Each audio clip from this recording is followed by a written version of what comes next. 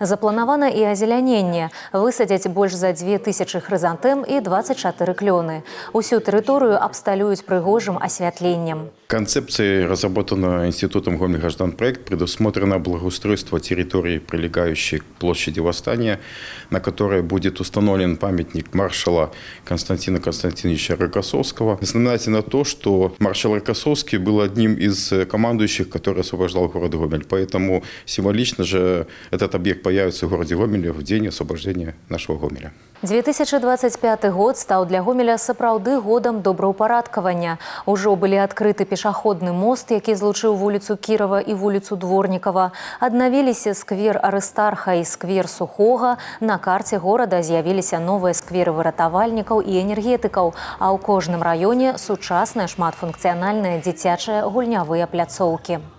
До конца текущего года планируется открытие еще одной площадки для людей с ограниченными возможностями. После реконструкции откроется пешеходный мост через улицу Баумана.